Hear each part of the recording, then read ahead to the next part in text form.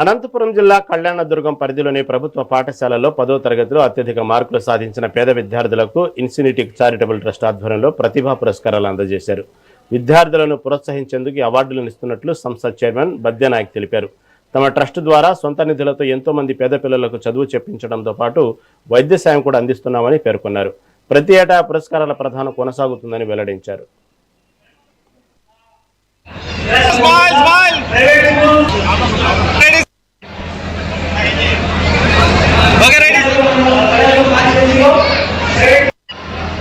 Okay, ready, please.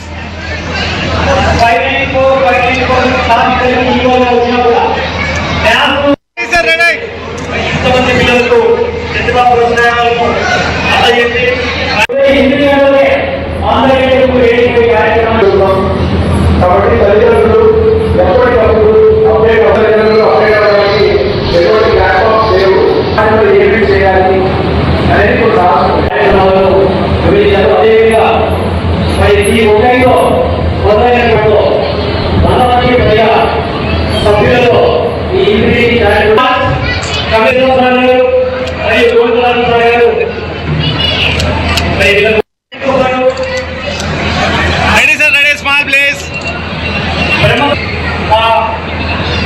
Kalyandurg నియోజకవర్గంలో మా infinity charitable trust 2023వ సంవత్సరంలో ప్రారంభం చేయడం జరిగింది.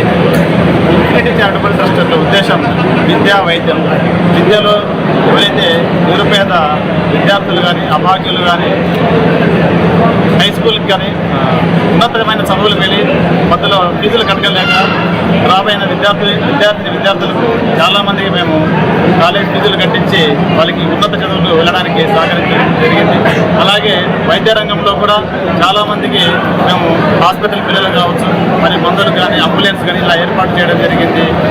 అలాగే ఈ కార్యక్రమం మనం విద్య యొక్క లక్ష్యం ఉంది కాబట్టి మా ట్రస్ట్లో ఈ సంవత్సరం మొదటిసారిగా మేము ప్రతిభా పురస్కారాలను ఏర్పాటు చేయడం జరిగింది.